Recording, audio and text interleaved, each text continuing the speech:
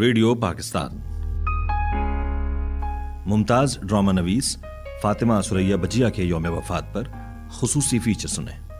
تحریر غزالہ فصیح، راوی آغا جہانگیر اور شہناز وسیم۔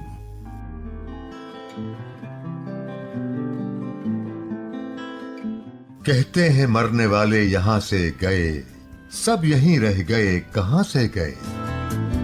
دنیا فانی میں لوگ آتے ہیں گزر جاتے ہیں، مگر بعض شخصیات اپنی زندگی میں ایسے کارہائے نمایاں انجام دے جاتی ہیں جن کی بدولت وہ یہاں سے کوچ کرنے کے باوجود لوگوں کی یادوں میں زندہ رہتی ہیں۔ فاطمہ سریا بھی پاکستان کا ایسا ہی ہر دل عزیز نام ہے جنہیں ہم بے پایا محبت کے ساتھ یاد کرتے ہیں۔ 10 فروری 2016 کو ہم سب کی پیاری بجیا نے دائی اجل کو لبیک کہا اور اپنے آخری آرام گاہ میں محو خواب ہو گئی۔ وہ چلی گئیں، مگر جب تک اردو زبان ہے، تہذیب ہے، محبت اور خلوص رہے گا اور بجیا بھی رہیں گی۔ ریڈیو اور ٹیلی ویژن کے ذریعے پاکستان کے ثقافتی منظر پر فاطمہ سریا بجیا نے انمٹ نقوش ثبت کیے۔ بجیا کے تحریر کردہ ڈراموں نے ٹیلی ویژن اسکرین پر تہذیب و تمدن، روایات و اقدار کا نہایت عمدہ انداز متعارف کروایا۔ انہوں نے شوبز کے منظر پر شائستگی کو فروغ دیا۔ بوٹے سے قد اور منحنی جسامت کی حامل بجیا ڈرامہ نگاری میں سب سے قداور شخصیت ثابت ہوئیں۔ پاکستان ٹیلی ویژن کے اولین دور میں ان کے لکھے ڈراموں نے قومی چینل کو مقبولیت عطا کی، پاکستانی ٹیلی ویژن کی بنیادوں کو مضبوط اور توانا بنانے میں اہم کردار ادا کیا۔ فاطمہ سریا بجیا نے ٹیلی ویژن کے علاوہ ریڈیو اور اسٹیج پر بھی منفرد کام کیا۔ انہوں نے حکومت سندھ کی مشیر کے طور پر بھی خدمات سر انجام دیں۔ سماجی اور فلاحی ادارے سے بھی ان کے کام قابل قدر ہیں۔ بجیا نے بچوں کے پروگرام کے لیے بھی کام کیا، جس میں تفریح کے ساتھ بچوں کو ادب، آداب اور تہذیب سکھائی جاتی تھی۔ 85 سال کی عمر میں دنیا سے رخصت ہونے والی بجیا نے 1 ستمبر 1930 کو حیدرآباد دکن کے معروف گھرانے میں جنم لیا۔ فاطمہ سریا بجیا تقسیم ہند کے فوراً بعد اپنے خاندان کے ساتھ پاکستان منتقل ہو گئی۔ فاطمہ سریا بجیا 10 بھائی بہنوں میں سب سے بڑی تھیں۔ والد کے جلدی انتقال کے باعث بجیا کے خاندان کو معاشی مشکلات کا سامنا کرنا پڑا۔ فاطمہ بجیا نے بڑی بہن ہونے کی حیثیت میں ذمہ داری سنبھالی اور گھر سے باہر نکل کر کام کرنا شروع کیا، یہاں تک کہ ان کے بھائی بھی اس قابل ہو گئے۔ بجیا کے بہن بھائیوں نے اپنی خداداد صلاحیتوں کی بنا پر بے پناہ شہرت حاصل کی۔ بجیا کے بھائیوں میں احمد مقصود، انور مقصود اور بہنوں میں سارہ نقوی، زہرا نگاہ، بنٹو کاظمی اور زبیدہ طارق کا نام کسی تعارف کا محتاج نہیں۔ اپنی تحریروں کے ذریعے کئی نسلوں کو متاثر کرنے والی فاطمہ سریا بجیا کے متعلق ایک دلچسپ حقیقت یہ ہے کہ انہوں نے باقاعدہ کسی اسکول میں تعلیم حاصل نہیں کی تھی۔ اس کے باوجود انہوں نے ادب اور تحریر کی دنیا میں نام پیدا کیا۔ سن 2007 میں ان کی تحریروں کی بدولت عبداللہ دادا بھائی یونیورسٹی نے انہیں اعزازی طور پر ڈاکٹریٹ کی ڈگری عطا کی تھی۔ اپنے اسکول نہ جانے سے متعلق بجیا کا کہنا ہے، گھر والے بڑے بڑے اسکول کی فیس دے سکتے تھے، لیکن لڑکی ہونے کی وجہ سے گھر والوں کا خیال ہمارے بارے میں مختلف تھا۔ چنانچہ ہمارے لیے گھر پر استاد رکھے گئے جو ہمیں پڑھاتے اور ادب آداب سکھاتے تھے، لیکن باقاعدہ اسکول جانا نہیں ہوا۔ بجیا نے 14 برس کی عمر میں 250 صفحات پر مشتمل ایک مکمل ناول تحریر کیا تھا، جس کی 1000 کاپیاں چھپی تھیں۔ پھر جس دور میں انہوں نے ٹی وی کے لیے لکھنا شروع کیا، بقول بجیا اس وقت ڈرامے کی ایک قسط کے صرف 250 روپے انہیں ملا کرتے تھے۔ فاطمہ سریا کا پہلا ڈرامہ قصہ چہر درویش تھا، جو انہوں نے آج سے 51 سال پہلے یعنی سن 1965 میں لکھا تھا۔ اس وقت ملک میں ٹی وی نشریات کے آغاز کو صرف 1 سال ہوا تھا۔ قصہ چہر درویش اسلام آباد سینٹر سے ٹیلی کاسٹ ہوا تھا، جس نے خوب شہرت پائی، اس قدر کہ بجیا نے اس کے بعد مسلسل ڈرامے تخلیق کیے۔ الف لیلا، بنو عباس وغیرہ اسی دور کے لازوال ڈرامے ہیں۔ بجیا نے ٹیلی فلمز بھی لکھی اور اس کا آغاز چندن کا پالنا سے کیا تھا۔ بجیا کا یہ کارنامہ بھی ہمیشہ یاد رکھا جائے گا کہ انہوں نے مطبوعہ ناولز کو ڈرامائی تشکیل کی صورت بخشی، مثلاً شمع، افشاں، عروسہ، تصویر، زینت وغیرہ، جن کے مصنف مرزا قلیچ بیگ، اے آر خاتون اور اسما خاتون تھیں۔ لیکن انہیں بجیا نے ٹی وی ڈرامے کا روپ دے کر امر بنا دیا۔ انہوں نے اے آر خاتون کی ناول شمع کی ڈرامائی تشکیل سے ٹی وی پر آغاز کیا۔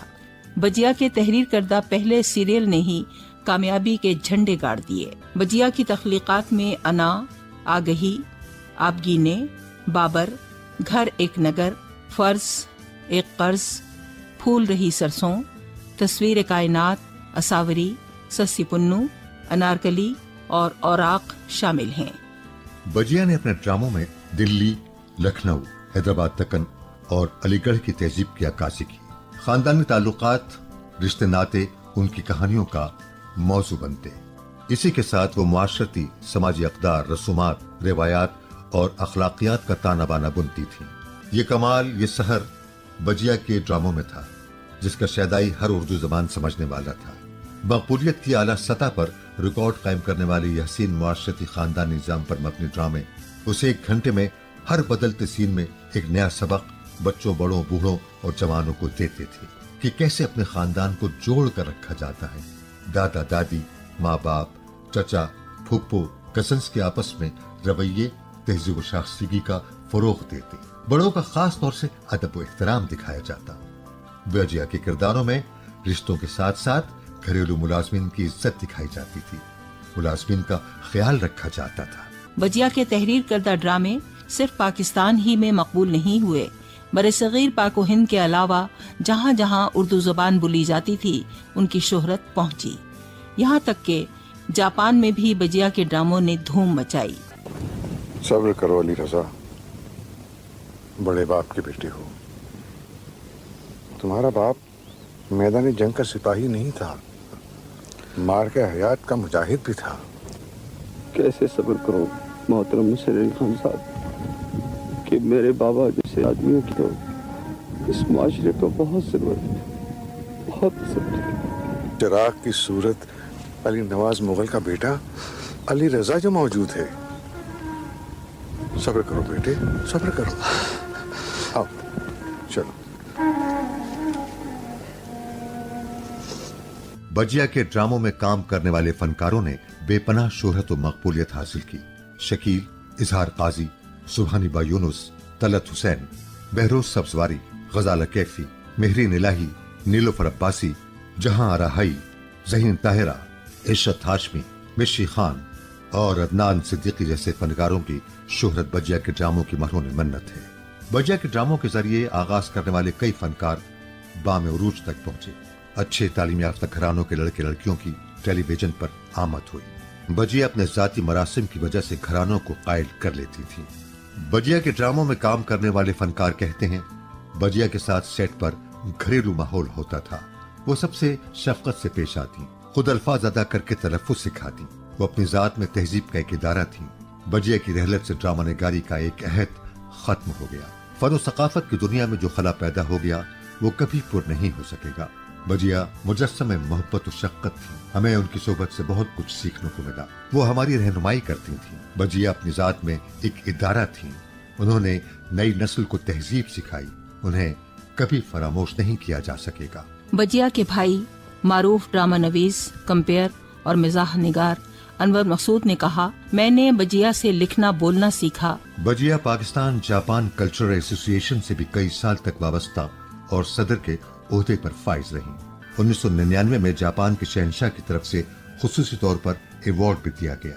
پاکستان کے لیے بجیا کی گراں قدر خدمات پر 1997 میں ان کو حکومت پاکستان کی طرف سے تمغہ حسن کارکردگی سے نوازا گیا، جبکہ 2012 میں ان کو صدر پاکستان کی طرف سے ہلال امتیاز دیا گیا۔ ریڈیو پاکستان کراچی سے انہیں خصوصی لگاؤ تھا۔ انہیں جب بھی یہاں یاد کیا جاتا تو تشریف لے آتی۔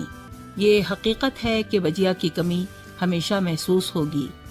ایسا کہاں سے لائیں کہ تجھ سا کہیں جسے، آسماں تیری لہت پر شبنم افشانی کرے، سبزۂ نورستہ اس گھر کی نگہبانی کرے۔ ابھی آپ ممتاز ڈرامہ نویس فاطمہ سریا بجیا کے یوم وفات پر خصوصی فیچر سن رہے تھے، جسے تحریر کیا تھا غزالہ فصیح نے، جبکہ راوی تھے آغا جہانگیر اور شہناز وسیم۔ پیشکش ریڈیو پاکستان کراچی۔